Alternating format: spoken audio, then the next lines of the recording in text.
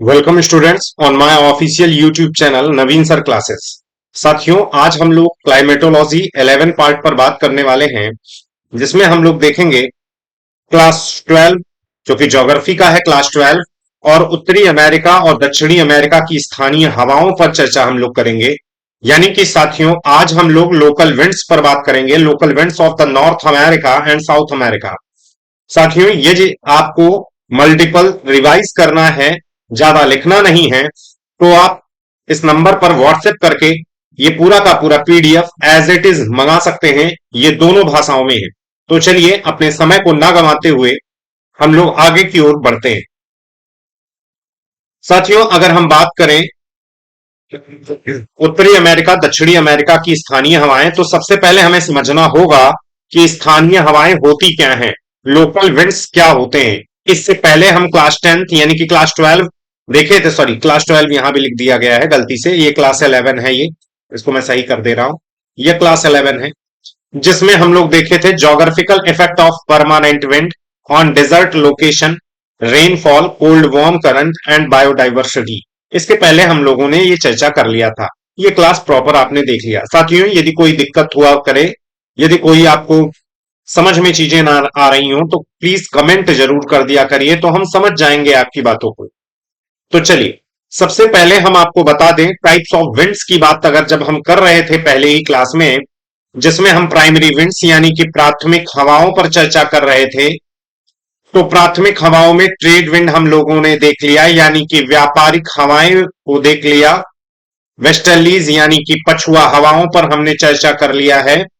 Polar easterlies यानी कि ध्रुवीय पूर्वी पवनों पर हम लोगों ने बात कर लिया है। और साथियों, सेकेंडरी विंड तो हमने सबसे पहले विंड्स में यही कंप्लीट किया। मानसून विंड सिस्टम क्या होता है, सी ब्रीज क्या होता है। सी ब्रीज का मतलब वही सागर समीर। उस समय जब हम बता रहे थे तो आपको हिंदी इंग्लिश दोनों में ही बात कर रहे थे उस समय।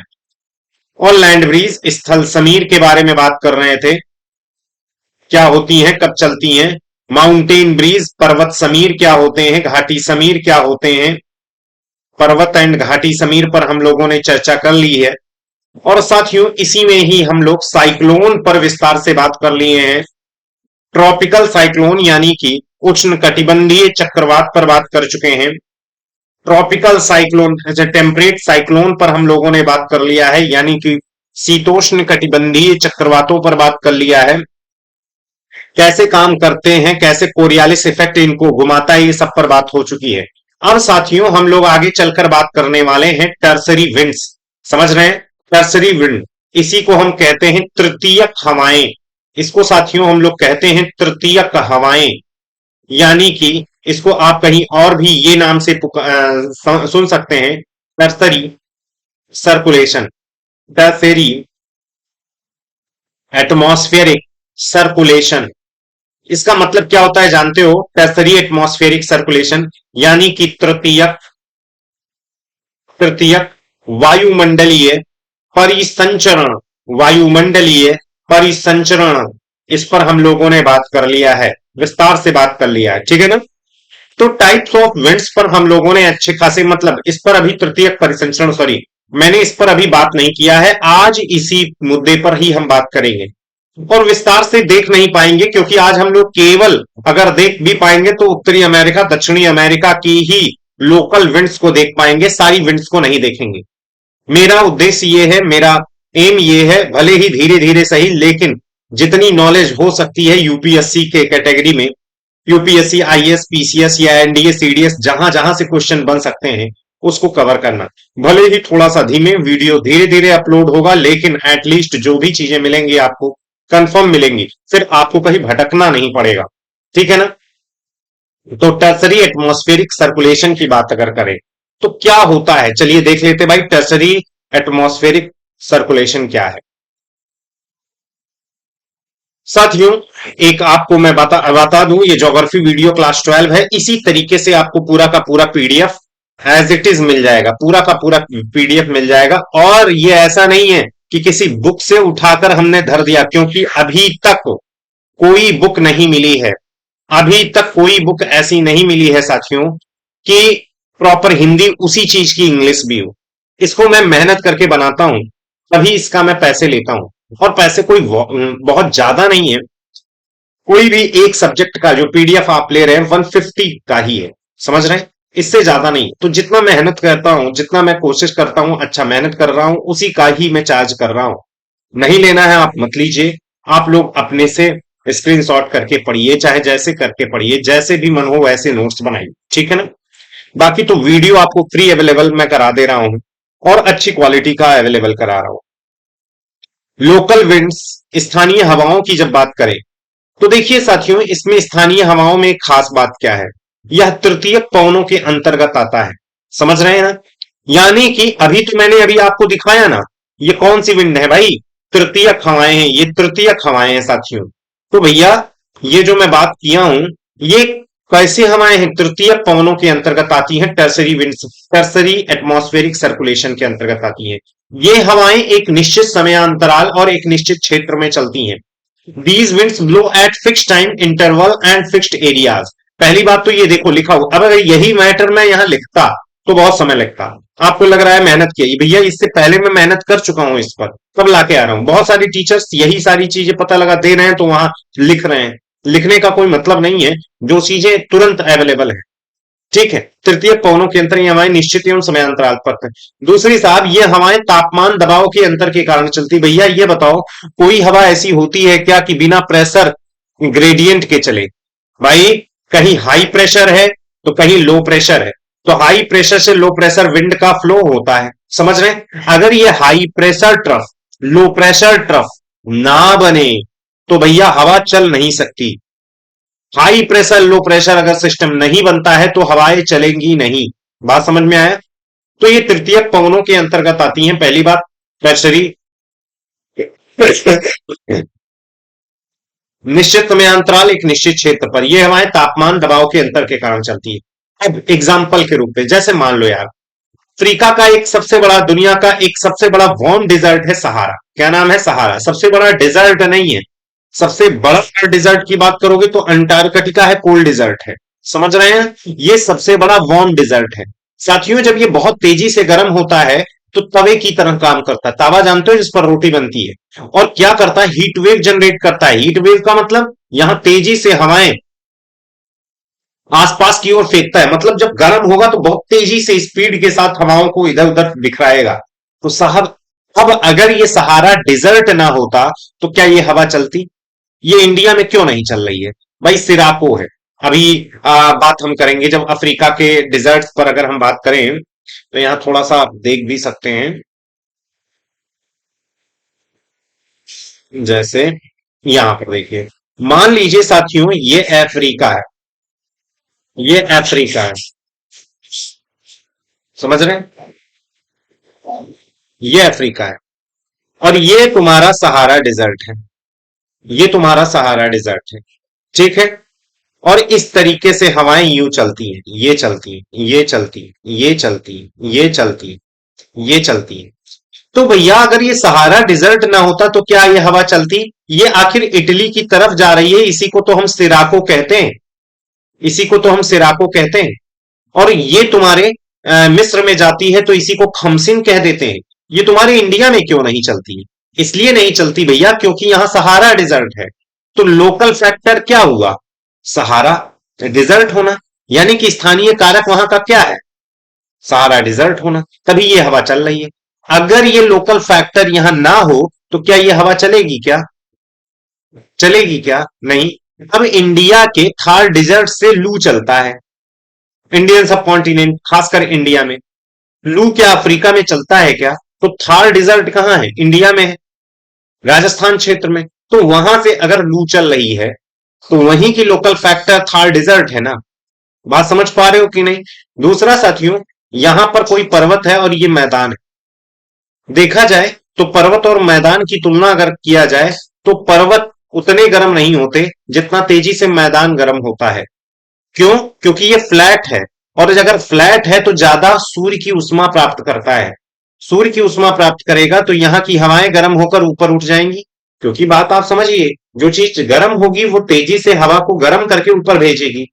तो साहब अगर ये हवा ऊपर चली गई तब तो यहां लो प्रेशर हो जाएगा और यहां पर हाई प्रेशर होगा, क्योंकि यहां तो हवा तेजी से ऊपर उठी नहीं है। तो जब ऊपर उठी नहीं है तो यहां तो हवा नीचे बैठी होगी, और साहब अगर नीचे बैठी होगी तो यहां दाब डाल रही होगी ना, प्रेशर डाल रही होगी ना, तो ये हाई प्रेशर है। हाई प्रेशर से लो प्रेशर विंड भागेगी कि नहीं? तो ये बताओ दद्दा कि अगर ये पर्वत ना होता तो क्या ये विंड चलती क्या? तो क्या ये विंड चलती क्या? नहीं चलती, बिल्कुल भी नहीं चलती। समझ रहे हैं कि नहीं? तो यहां का लोकल फैक्टर ये पर्वत है जो हवाओं को तेजी से चला रहा है। तो उम्मीद है आपको ये चीज समझ में आ गई कि भैया लोकल विंड जो होती है वो लोकल फैक्टर के कारण चलती है। ये लोकल फैक्टर के कारण चलती है। ये बात समझ में आ रहा है? ये लोकल फैक्टर के ही कारण चलती है। लोकल विंड लोकल फैक्टर की वजह से ही चलती है। ये चीज क्लियर? अगर हम आगे की ओर बढ़े तो ये तो आपको समझ में आ गया है। कहां गई? हम्म।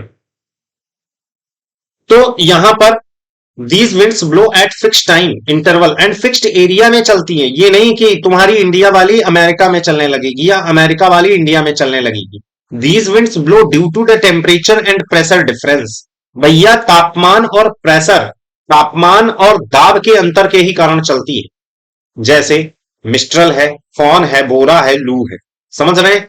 जैसे मिस्ट्रल फ्रांस में चलती है, ये तुम्हारी इंडिया में नहीं चलती है। फॉन है, ये कहां चलती है? ये स्विट्जरलैंड। बोरा है, इटली में चलती है। लू तुम्हारे इंडिया में चलती है। तो वही सारी चीजें हैं।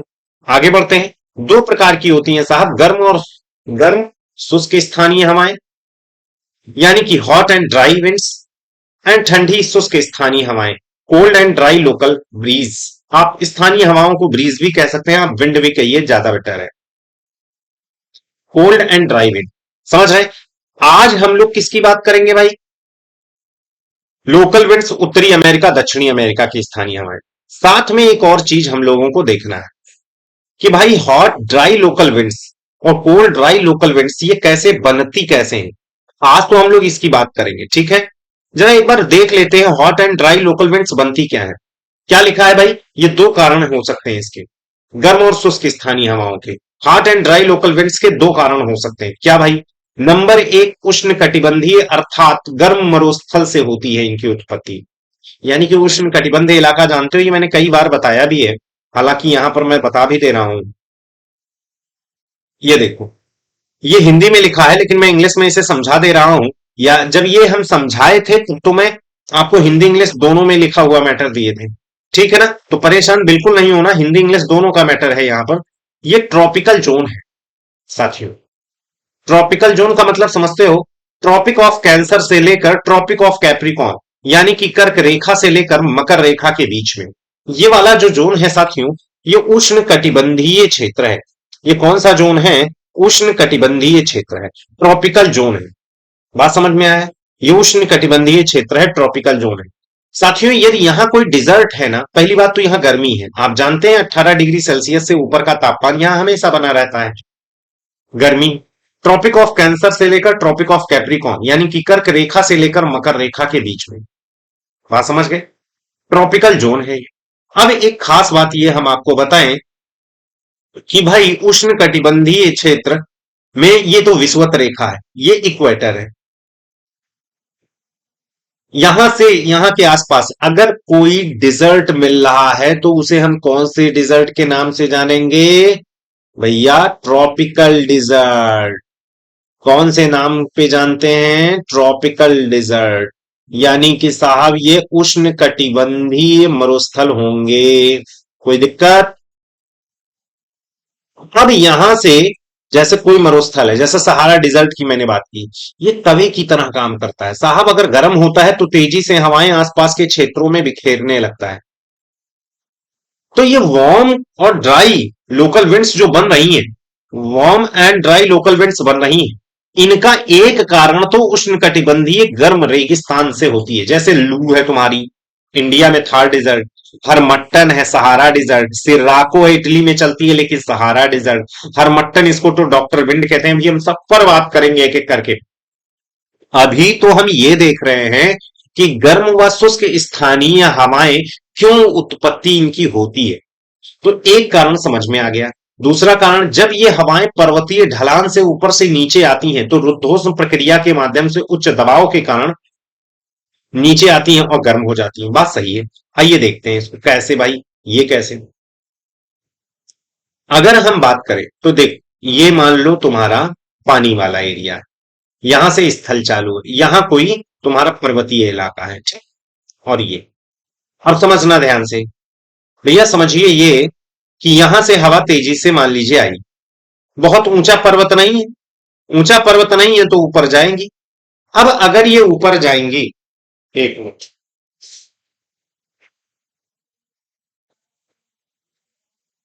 क्लास, एक मिनट।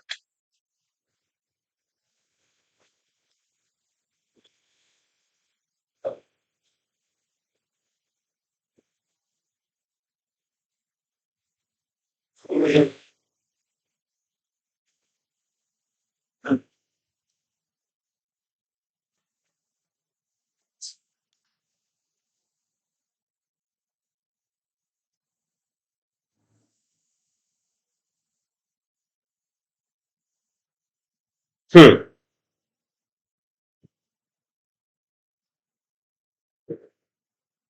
तो यहां पर हम थे, क्या बता रहे थे भाई, इनकी उत्पत्ति उष्ण कटिबंध, गर्म रेगिस्तान, लू, हरमट्टन वगैरह, जब ये हवाएं पर्वतीय ढाल के ऊपर से उतरती हैं, जरा देखिए एक बार। अब साथियों, अगर ये पर्वतीय ढाल से नीचे उतरती हैं तो नीचे आकर इनके ऊपर हवा का प्रेशर पड़ेगा। सर वो कैसे? यार देखो, तुम अगर ऊपर जाते हो, कभी आपने गुब्बारा को उड़ाया हो, भर के फूंक भर के गुब्बारे को उड़ाइए तो देखिए ऊपर जाके वो फैलता है। क्यों फैलता है? क्योंकि ऊपर प्रेशर कम है, तो उसका आकार बढ़ता जाता है, एक समय आता है फट जाता है। जब वो नीचे आएगा तो वही आकार संकुचित होगा, क्योंकि यहाँ एयर की डेंसिटी बहुत ज्यादा है। और साथियों, डेंसिटी ज्यादा होने के कारण उस पर प्रेशर पड़ेगा, प्रेशर पड़ने की वजह से उसके अणु पास पास में आएंगे, और पास में आने से इनमें एनर्जी बढ़ने लगती है। बात समझ में आ रहा है? तो मेन कारण यही है कि जब ये हवाएं पर्वतीय ढलान से ऊपर से नीचे आती हैं तो एक रुद्धोष्म प्रक्रिया होती है। मैं अभी साइंस में इसको एडियाबैटिक प्रोसेस को पढ़ाऊंगा बहुत अच्छे से, के माध्यम से उच्च दबाव के कारण नीचे आती हैं और गर्म हो जाती हैं। जैसे तुम्हारी चिनूक है यार, एंडीज माउंटेन रेंज से उतरती है। अभी हम बात करेंगे, आज उत्तरी अमेरिका पे ही बात करनी है, नॉर्दर्न अमेरिका। जोंडा ये साउथ अमेरिका है। फॉन, स्विट्जरलैंड, आल्प्स माउंटेन से जब नीचे उतरती है। बात समझ में आ रहा है? तो ये सारी चीजें, मतलब ये समझ में आया क्यों उत्पत्ति होती है गर्म हवाओं की। या तो वो ट्रॉपिकल डिजर्ट है, ये देखो, मीन्स हॉट डिजर्ट से, या तो when these winds come down from the top to mountain slope, they come down due to high pressure through adiabatic process and get heated like Chinook हुआ, fawn हुआ, जोंडा हुआ। अब साथियों, अगर हम नीचे, अगर आगे आए, ठंडी व शुष्क स्थानीय हवाएं कैसे बनती है भाई? आपने तो ये बता दिया गर्म क्यों बनी। तो गर्म बनने के दो कारण, एक तो ट्रॉपिकल डेजर्ट, उष्ण कटिबंधीय मरुस्थल। दूसरा, यदि पर्वतीय ढाल से नीचे हवा आ रही है तो वो प्रेशर के कारण दबती है, क्योंकि जब हवा ऊपर जाती है तो ठंडी होती है, एडियाबेटिक कूलिंग होती है, उसकी हवा से टेम्परेचर बाहर निकल जाता है, और जब आती है तो एडियाबेटिक हीटिंग होगी। क्यों? क्योंकि जब ऊपर जा रही है तो ठंडी हो रही, नीचे आने पर 165 मीटर की, नीचे आने पर भाई टेम्परेचर लैप्स रेट क्या होता है? 165 मीटर। यदि आप ऊंचाई पर जाएंगे 1 डिग्री सेल्सियस क्या होगा? कम होगा। और वही तुम नीचे आ रहे हो तो बढ़ेगा, एडियाबैटिक प्रोसेस के कारण। अब ये एडियाबैटिक क्या होता है, ये हम साइंस की क्लास में जब हीट की क्लास पढ़ाएंगे तो उसमें बहुत अच्छे से पढ़ाएंगे। दो दो चीजें होती हैं, आइसोथर्मल प्रोसेस और एडियाबैटिक प्रोसेस। जैसे तुम साइकिल का पंप देखते हो, साइकिल का पंप में क्या होता है, जब हवा भरते हो तो नीचे वाला एरिया देखिएगा पंप का, वो गर्म हो जाता है। ये एडियाबैटिक क्या है? एडियाबैटिक क्या है? हीटिंग। बात समझ रहे हैं? आइसोथर्मल का मतलब टेम्परेचर एक जैसा होना, ना तो बढ़ेगा ना ही घटेगा।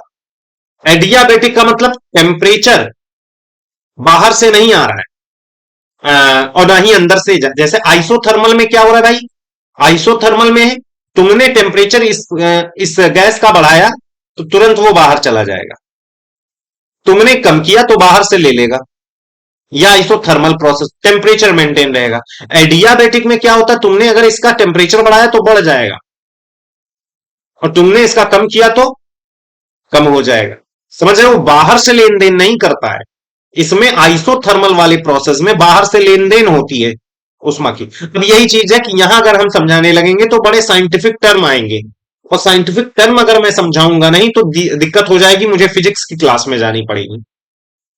तुम थोड़ा बहुत अगर एडियाबेटिक पढ़े हो तो ठीक है, नहीं तो थोड़ा सा सब रख लीजिए, एडियाबेटिक प्रोसेस में बहुत अच्छे तरीके से मैं समझाऊंगा। दूसरा साथियों, अगर हम बात करें ये ठंडी हवाओं की उत्पत्ति कैसे होती है भाई, ठंडी हवाओं की।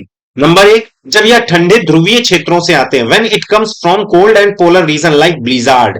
ये ब्लीजार्ड की अभी हम बात करेंगे, बात समझ में आ रहा है, ब्लीजार्ड पर हम लोग बात करेंगे। दूसरा, when it comes from the cold mountain height gates of mistral bora pampero. समझ रहे हैं, जब ये ठंडे पर्वतीय जैसे हिमालय से उतर रहे हैं भैया, रॉकी माउंटेन से उतर रहे हैं, रॉकी माउंटेन से उतर रहे हैं, तब ये दिक्कत हो जाती है। जैसे मान लीजिए बहुत ऊंचाई से उतर रहे हैं, अब ये दिक्कत होती है। जैसे मान लीजिए जब ये ठंडे ध्रुवीय क्षेत्रों से यानी कि पोलर रीजन से आते हैं, जैसे बर्फीला तूफान वगैरह ठंडे एरिया से आ रहे हैं, तब ये दिक्कत करेगा। जब ये ठंडे पर्वत की ऊंचाई से उतरते हैं तब ये मिस्ट्रल बोरा पैम्पीरो, अभी हम बात करेंगे। तो इनके भी दो कारण हैं, मैंने बता दिया।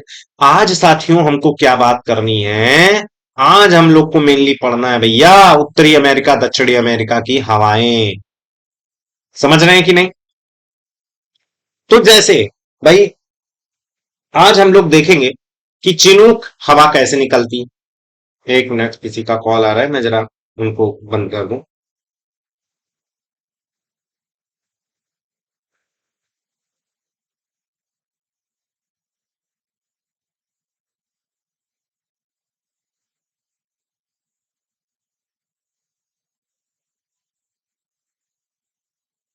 हाँ, चिनूक ये बर्फ को खाने वाली गर्म एवं शुष्क हवा है। ये फायदेमंद हवा है क्योंकि यह सर्दियों में अधिकांश समय चट्टानों के पूर्व में समय में चट्टानों के पूर्व में घास के मैदान को बर्फ को साफ रखती है, चट्टानों पूर्वी ढलान के साथ बहती है।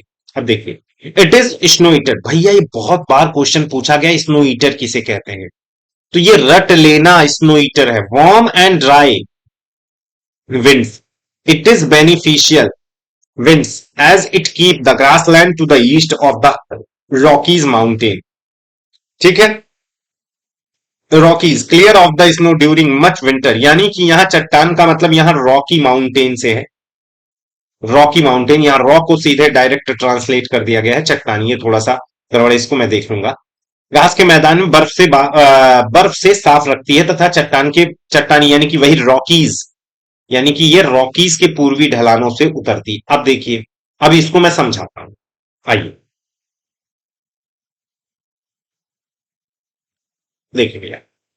पहली बात तो यहां पर अगर उत्तरी अमेरिका, ये कौन सा कॉन्टिनेंट है भाई, नॉर्थ अमेरिका, अमेरिका।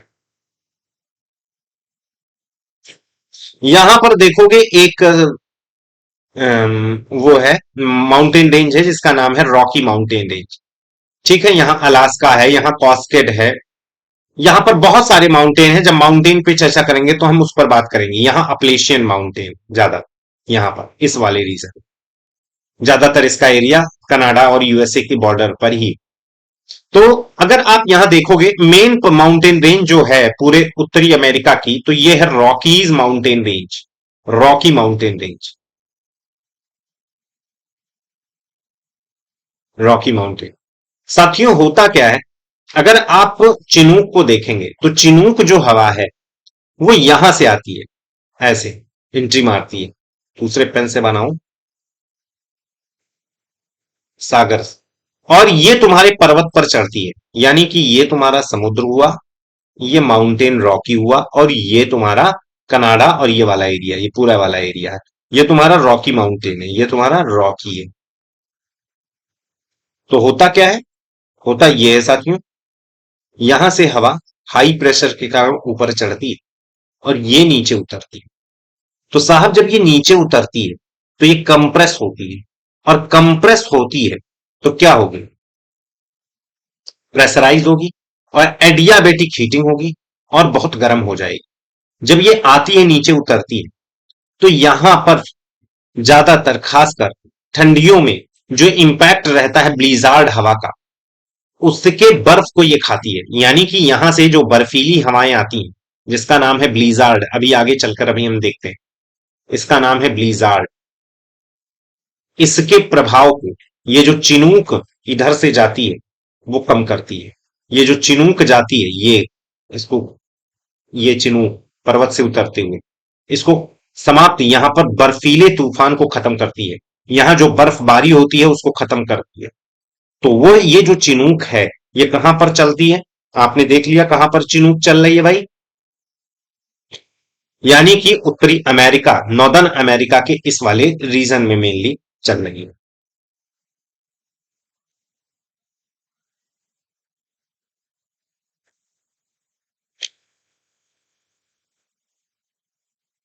समझ रहे हैं? और ये चीज ध्यान में रखना, ये डायरेक्शन इसका यही रहता है, चिनूक का यही डायरेक्शन है। बात समझ गए? तो अब मैं सारा हटा रहा हूं, बस केवल हमें चिनूक को दिखाएंगे। तो चिनूक जो हवा है इस दिशा में चलती है। ये साहब चिनूक है। चिनूक करके एक हेलीकॉप्टर हुआ करता है, अमेरिका से लिया है इंडिया। ठीक है। अगर उस हेलीकॉप्टर को देखेंगे तो कुछ इस तरीके से यहां भी पंखुड़ियां लगी हैं और यहां भी पंखुड़ियां लगी हैं। बहुत ही इसका मतलब पावरफुल इंजन है। तो चिनूक के नाम से इस मतलब ये जो चिनूक हेलीकॉप्टर है, इसका नाम भी इन्हीं विंड से ही है। और साथियों, ये रेड का मतलब यहां पर समझ जाना, ये वार्म डिजर्ट। रेड का मतलब यहां मैं क्या दिखा रहा हूं? वार्म डिजर्ट कह रहा हूं, वार्म विंड। और ब्लैक अगर मैं दिखाने लगा तो समझ जाना कोल्ड विंड। तो ये कौन सी विंड है भाई? चिनूक कैसी विंड है? Warm wind. यहां से इसकी लोकेशन ये, यहां पर कौन सा माउंटेन रेंज आ जाता है?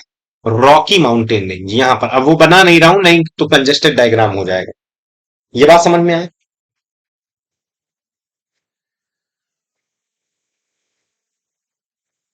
हाँ। तो ये तो आपने देख लिया भाई, बर्फ से खाने वाली हवा चट्टानी ढलान से उतर, चिनूक हो गया। अब साथियों सांता है ना, इसकी बात कर लें। ये भी गर्म व शुष्क तेज गर्म हवा है। यह विशाल बेसिन से निकलकर, यानी कि warm dry and strong warm winds है। It flew west to out of the Great Basin through upper Mojave Desert to California. It also called dust devil. It responsible for the natural calamities. प्राकृतिक आपदाओं के लिए जिम्मेदार है। अब देखिए, गर्म एवं शुष्क तेज गर्म हवा, यह मतलब तेज गर्म हवा, यह विशाल बेसिन से निकलकर पश्चिम की ओर ऊपरी मोजेव रेगिस्तान से कैलिफोर्निया तक बहती है। इसे भी कहा जाता है क्या? धूल का शैतान। क्या कहा जाता है? धूल का शैतान। आइए इधर देखिए, धूल का शैतान ये कैलिफोर्निया है। असल में होता क्या है, ग्रेट बेसिन से जो निकल रही है,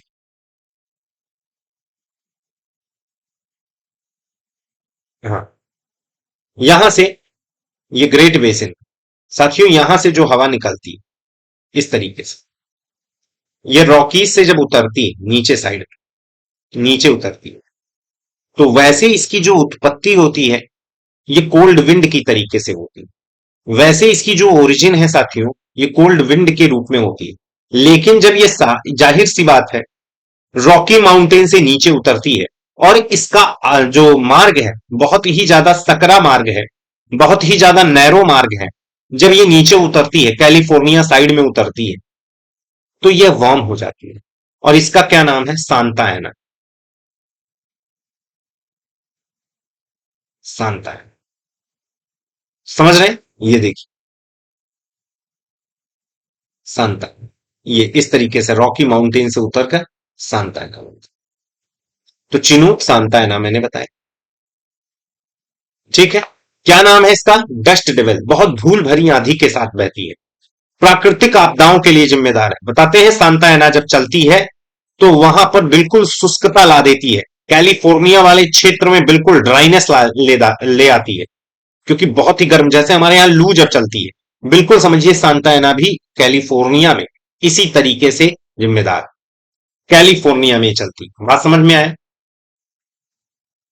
अब ब्लिजार्ड की बात करें, अभी जस्ट थोड़ी देर पहले, यह ठंडी हवा गंभीर बर्फीले तूफान, सफेद तूफान पैदा करती है। कनाडा, संयुक्त राज्य अमेरिका, साइबेरिया आदि में चलती है। चलिए, तो हम यहां पर देखते हैं। अब इसको हम ब्लैक पेन ले लेंगे। ये देखिए, ये कनाडा रीजन, यहां से जो पोलर रीजन से जो विंड्स आ रही है तेजी से,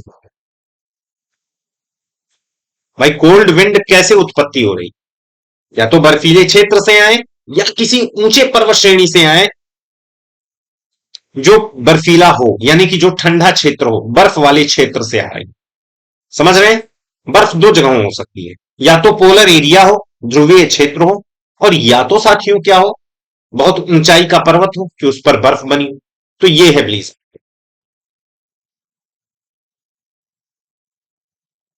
ब्लीजा, ये बर्फीला तूफान ये लाती है। और ये केवल यही नहीं चलती, ग्रीनलैंड में चलती है, आगे चलकर साइबेरिया, हम रूस वाला एरिया भी देखें। तो ब्लिजार्ड समझ में आए? क्लियर, समझ में आ रहा है? ठीक। बर्फीला तूफान ठंडी हवा है, गंभीर बर्फीले तूफान पैदा करती है, कनाडा, संयुक्त राज्य अमेरिका, साइबेरिया आदि में चलती है। ब्लैक रोलर की बात करें तो देखिए, ये थोड़ा सा यह दो बार लिख लिया गया है। It is very strong dust laden winds that blow from south west to north west, south west to north west in the great plain of North America. यह बहुत तेज धूल भरी हवा है जो चलती है उत्तरी अमेरिका के महान मैदानों पर, वही मतलब ग्रेट प्लेन पर। दक्षिण पश्चिम से इसकी जो दिशा होती है उत्तरी पश्चिम तक होती है। बात समझ में आ रहा है? तो यहां पर अगर आप देखेंगे ब्लैक रोल, तो ब्लैक रोलर जो चल रही है ये वार्म विंड्स है। और ये किसके कारण विशेषकर चल रही है? यहां पर अगर देखेंगे तो कुछ डिजर्ट है, जैसे मोजेव डिजर्ट, चिहुआ हुआन डिजर्ट है। बात समझ रहे हैं? यहां पर तो ये इस तरीके से इस डायरेक्शन में चलती है। ये वार्म विंड्स हमेशा नहीं, गर्मियों में चलती है। ठीक है, तो ये कौन सी विंड्स है भाई? ये इसको मैंने इसको उससे दिखाना था, ब्लैक रोलर, ये डेजर्ट के कारण चल रही।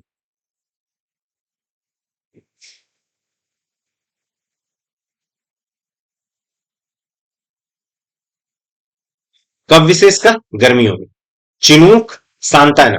बात ये समझिएगा, जितनी गर्म हवाएं हैं वो ज्यादातर गर्मियों में ही चलती हैं, जितनी ठंडी हवाएं हैं जो वो खासकर ठंडियों में चलती हैं। चिनूक है, सांताना है, ब्लैक रोलर है। समझ रहे हैं? तो सांताना आप जान रहे हैं किस दिशा, डायरेक्शन बहुत जरूरी है। डायरेक्शन अगर कई मैंने देखा ऑनलाइन सोर्सेज में, डायरेक्शन गड़बड़ है, और ये जो डायरेक्शन है ये कहीं ना कहीं गड़बड़ कर देता है। समझ रहे हैं? ये ब्लिजार्ड,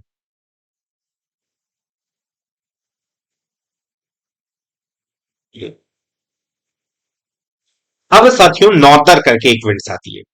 तो ब्लिजार्ड का ही बढ़ा हुआ रूप है नॉर्दर, जो यहां पर आ रहा है। यहां ये कुछ नहीं, ब्लिजार्ड का ही बढ़ा हुआ रूप जो आपके कनाडा वगैरह रीजन में एंट्री, कनाडा यूएसए रीजन में एंट्री कर रहा है ठंडियों के समय में। तो ये नॉर्दर, बात समझ में आ रहा है? यही नॉर्दर, और यही ठंडियों में, क्योंकि ये विंड्स जो रेड वाली आपको दिख रही है वार्म विंड्स, ये कम हो जाती हैं, खत्म हो जाती हैं। तो नॉर्दर आगे चलकर नॉर्टे के नाम से जानी जाती है। तो जब ये मैक्सिको में फ्लो करने लगे ठंडियों के समय में, तो इसे हम नॉर्टे कहते हैं। देखिए, यहां पर देखिए, norther, it is southern expansion of the blizzard norte, it is a strong cold wind and blow Mexico along the Gulf of Mexico. यानी कि ये अगर गल्फ ऑफ मैक्सिको के किनारे किनारे फ्लो करेंगी। तो ब्लिजार्ड आया, ब्लिजार्ड का बढ़ा हुआ रूप कौन सा है भाई? नॉर्दर। और यहां पर गल्फ ऑफ मैक्सिको पर कौन सी है? नॉर्टे। बात समझ में आए?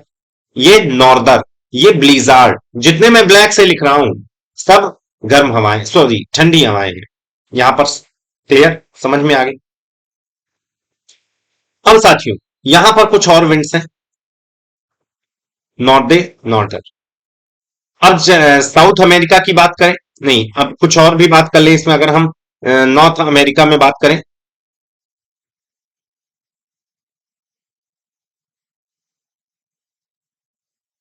ये तो साउथ अमेरिका है, फ्राइजम विंड्स, सराजाओ विंड्स, अमेजन बेसिन में, पापागायो कोस्टारिका। ये पापागायो विंड्स है, जो कि साथियों कोल्ड विंड है। ये अगर यहां पर देखेंगे,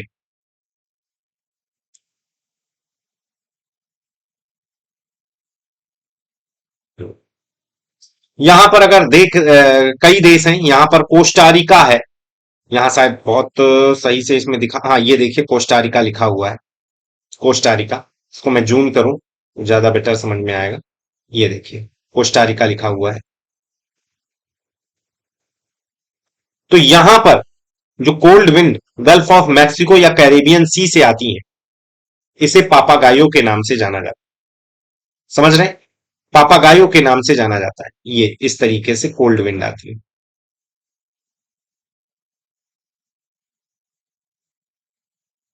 पापागायो।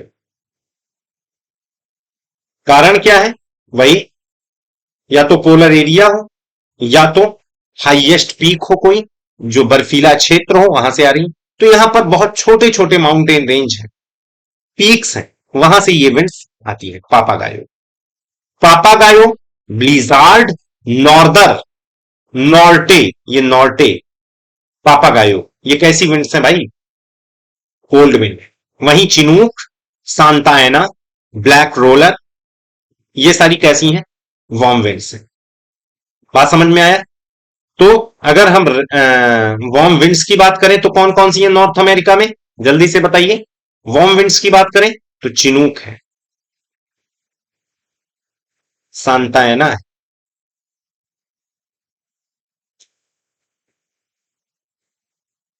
तीसरा चिनूक, सांता एना और ब्लैक रोलर।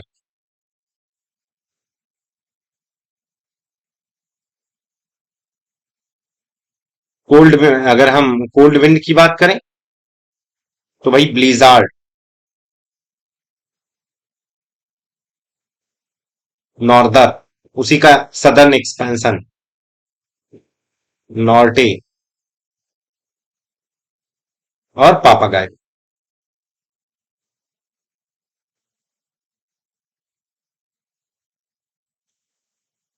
बात समझ में है? तो पापागायो, कोस्टारिका, कोल्ड विंड। अब चलिए हम साउथ अमेरिका की बात कर ले। तो साउथ अमेरिका की बात करें तो देखिए दो मेजर हवाएं कौन कौन थी भाई? जोंडा, यह अर्जेंटीना पराग्वे में एंडीज पर्वत के पूर्वी ढलानों पर गर्म एवं शुष्क हवा है। It is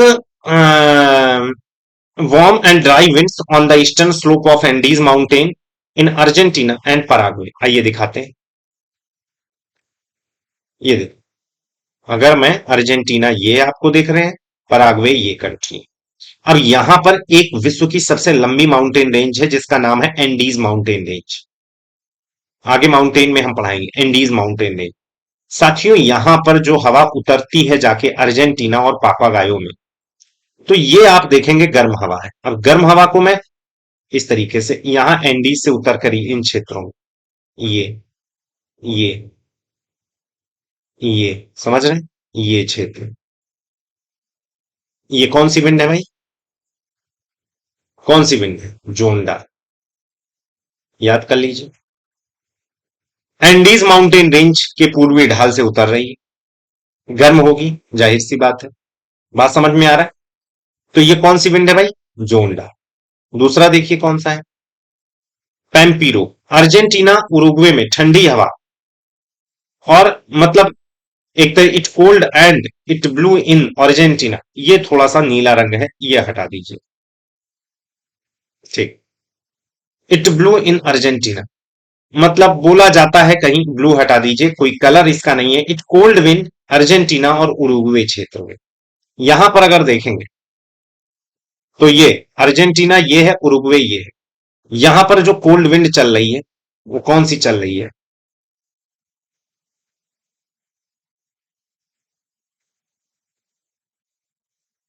पैम्पीरो। यहां तक किसी कोई दिक्कत? कमेंट करिए, बताइए। यहां किसी को कोई दिक्कत? क्लियर समझ में आ रहा है?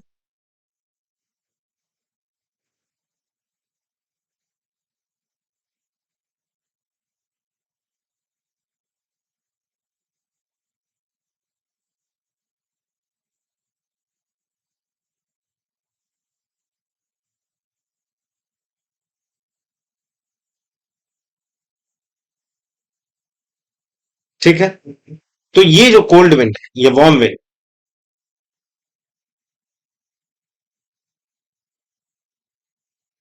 ये जो ब्लैक से दिखा रहा हूं मैं कोल्ड विंड,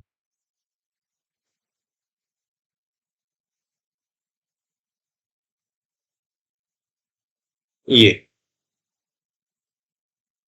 मैं ब्लैक ब्लैक जहां जिसकी कोई जरूरत नहीं है वो मैं हटा दिया। ये कोल्ड विंड। और कोल्ड विंड में कौन सी है? पैम्पीरो। जोंडा आपने देखी है कैसी है, ठंडे एरिया में फ्लो कर रही, बिल्कुल ठंडे एरिया में जो, ठंडे एरिया बोल रहा हूँ, पता नहीं दिमाग कहाँ रहता है। ये मतलब गर्म हवा, ये गर्म हवा। पैम्पीरो ये कोल्ड यानी कि ठंडी हवा। दोनों शुष्क है, ड्राइनेस दोनों लाती है। बात समझ में आया? बताइए। साउथ वेस्ट इसका डायरेक्शन, मतलब एक तरीके से साउथ वेस्ट की ओर ये जा रही, ये ज्यादातर खासकर ठंडियों में चलती है। बात समझ में आया? ठंडियों में खासकर। और ये पोलर रीजन से आ रही, ये पोलर रीजन से आ रही, तभी ये ठंडी है। ये पोलर रीजन से आ रही। गर्म क्यों है ये वाली जोंडा? क्योंकि ये रॉकी माउंटेन के पूर्वी ढाल से नीचे उतरती है, तो एडियाबेटिक प्रोसेस के द्वारा ये गर्म होती है। ठीक है। मेनली आपसे पूछा जाता है कहां चलती है, जिसके बारे में हमने डिस्कशन कर दिया। अब यहां पर कुछ और है जो कि एग्जाम में कम आते हैं, लेकिन अब यूपीएससी इन पर दिमाग लगा रही है कि यहां से भी क्वेश्चन। नेवाडोस इक्वाडोर में चलती है। फ्राइजन या सुरजो विंड्स अमेजन बेसिन में चलती है। तो ये दो विंड्स हम आपको दिखा दे रहे हैं कहां पर चल रही। देखिए, अमेजन बेसिन में कौन सी चल रही है? फ्राइजन। ये देखिए लिखा हुआ है अमेजन बेसिन। कहा गया? फ्राइजन विंड्स। ठंडी हवा के नाम से हालांकि जानते हैं, लेकिन इसे हिंदी में भी फ्राइजम ही कहते हैं। ठीक है, फ्राइजम ही बोलते हैं, ठंडी हवा भी कहते हैं। ठंडी मतलब अगर हिंदी में देते हैं तो सुरजो विंड करके नाम दिया जाता है, सुरजो। तो ये जो फ्राइजम है कहां निकल रहा है? सुरजो अमेजन बेसिन में चल रही। यहां पर देखिए ठंडी हवा।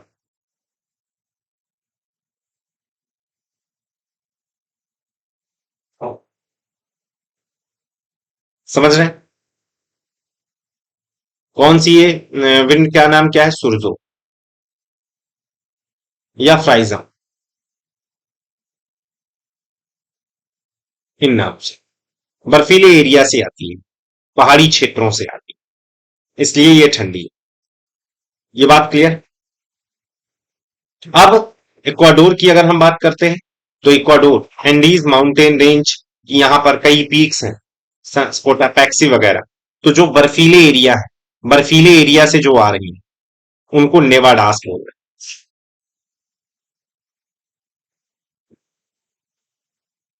बर्फीले एरिया में इक्वाडोर में नेवाडास। सुरजो कहां है? अमेजन बेसिन, क्योंकि यहां पर अगर नदी देखोगे तो यहां सबसे बड़ी नदी है रिवर अमेजन। ठीक है। कोल्ड डिजर्ट, तो कौन कौन सी भैया कोल्ड डिजर्ट हुई? कोल्ड डिजर्ट बार बार नाम आ रहा है। कोल्ड विंड कौन कौन सी है? फ्राइजम, या इसी को क्या बोलते हैं? सुरजो। ठीक है, नंबर एक। नंबर दो, पैम्पीरो। Number three, सुरजो पैम्पीरो। नेवाडास, अगर देखेंगे यहाँ इक्वाडोर में। ठीक है। अगर वार्म वेल की बात करें तो कौन सी है भाई? एक बहुत इंपॉर्टेंट, जोन। क्लियर? ये साउथ अमेरिका, पूरा एज इट इज आपको पीडीएफ मिल जाएगा, जो मैंने यहां पर सारी चीजें डायग्राम से दिखाया है, वो सारी चीजें आपको मिल जाएंगी एज इट इज। यहां पर देख लिया आप कोल्ड विंड और वार्म विंड में कौन कौन सी, और यहां पर मेनली दो चीज समझिएगा भाई, इसकी उत्पत्ति कैसे हो रही है, इन सब की उत्पत्ति कैसे हो रही है, कैसे बन रही है। तो यहां पर जो मैंने बताया भाई, ठंडी हवाएं कैसे बन रही हैं, दो कारण। जब ये ठंडे ध्रुवीय क्षेत्रों से आती हैं, when it comes from the cold and polar region, like blizzard, अभी हम बात की। जब ये ठंडे पर्वतीय ऊंचाई से आते हैं, या कोई ठंडा पर्वतीय क्षेत्र हो, मतलब ठंडा पर्वतीय क्षेत्र कैसा भी हो, चाहे वो ऊंचाई पर हो या पोलर रीजन हो, ध्रुवीय क्षेत्र हो, ध्रुवीय क्षेत्र हो, वहां से आए, आर्कटिक अंटार्कटिक रीजन से आए, तो ठंडी हवा, शुष्क स्थानीय हवाओं की उत्पत्ति आपने समझ ली। दूसरा, ये कैसे आती है, तो ये tropical means like tropical desert, Sahara हुआ, थार हुआ, मोजेव डिजर्ट हुआ, समझ रहे हैं कि नहीं, यहां से आ रहे हैं। जब ये हवाएं पर्वतीय ढलान के ऊपर से नीचे उतरती हैं, तो रुद्धोष्म प्रक्रिया के माध्यम से, एडियाबेटिक प्रोसेस के द्वारा ये कूलिंग इनकी होती है। एक और चीज यहां पर मुझे कुछ बताना था, सांता है ना, एक डिजर्ट यहां पर चर्चा की गई है, मोजेव डिजर्ट। तो यहां पर आप देखिए, मोजेव डिजर्ट, ये सांता है ना जब उतरती है नीचे Andes mountain range, Rocky mountain, यहां नॉर्थ अमेरिका में रॉकी है, साउथ अमेरिका में एंडीज है, बात समझ में है। नॉर्थ अमेरिका में भैया क्या है, रॉकी माउंटेन रेंज, रॉकी, ठीक है। और यहां साउथ अमेरिका में क्या है, एंडीज माउंटेन रेंज। यहां पर हम दिखा नहीं सकते क्योंकि बहुत ज्यादा कंजेस्टेड डायग्राम हो जाएगा। एंडीज पर विश्व की सबसे लंबी पर्वत श्रृंखला साथियों एंडीज है, ये क्वेश्चन कई बार पूछा गया, बात समझ में आया। तो यहां पर मोजेव डिजर्ट, चिहुआ हुआन डिजर्ट का इंपैक्ट रहता है यहां पर। ये जो गर्म विंड्स आप देख रहे हैं ना, जैसे ब्लैक रोलर है, चिनूक है, सांता एना है, ये जितनी विंड्स आप देख रहे हैं, यहां डिजर्ट भी है और साथ में एडियाबेटिक हीटिंग भी होती है। नीचे जब उतरती है तो एडियाबेटिक, इसलिए Santa Ana, black roller, Chinook खासकर गर्मियों में बहुत ज्यादा प्रभावी हो जाती है, क्योंकि ये वाला जो जोन आप देख रहे हो, यहां पर अगर हम बात करें,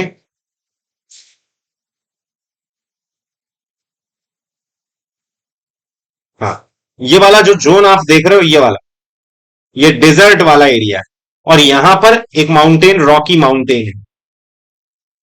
तो रॉकी माउंटेन के कोई हवा इधर जा रही है मान लो, एक मिनट, कोई हवा यूं उतर रही है, तो एडियाबेटिक हीटिंग होगी। दूसरा, कोई सहारा, मतलब सहारा कह रहे हैं, मोजेव डिजर्ट है, यहां चिहुआ हुआन डिजर्ट है, समझ रहे हैं, सोनोरन डिजर्ट है। कौन कौन से भैया, अभी आगे चलकर हम बात करेंगे, हालांकि यहां मैं नाम लिख दे रहा हूं, सोनोरन, मोजेव, चिहुआ हुआन, नाम अजीब अजीब, ये खासकर यूएसए, मोजेव, ये यूएसए में, ये यूएसए मैक्सिको बॉर्डर पर है, समझ गए। तो यहीं पर डिजर्ट है, मरुस्थल है, गर्म डिजर्ट है, और साथियों जो उत्पत्ति हो रही है, जो एक तरीके से एडियाबेटिक हीटिंग, रुद्धोष्म गर्मी भी हो रही है। तो उम्मीद है आपको बेहतर ढंग से समझ में आया होगा। आज हम उत्तरी अमेरिका, दक्षिणी अमेरिका के बारे में बात किए साथियों, और अगर आपको सेशन अच्छा लग रहा है तो प्लीज लाइक शेयर सब्सक्राइब बढ़वाइए प्लीज, क्योंकि ये कहीं ना कहीं टीचर के लिए मोटिवेशन का काम करता है। ठीक है साथियों, तो आज के लिए इतना ही। पूरा का पूरा पीडीएफ एज इट इज आपको मिल जाएगा, इसमें कोई भी इस नंबर पर आप व्हाट्सएप कर सकते हैं। ठीक, चलिए, बस, जय हिंद।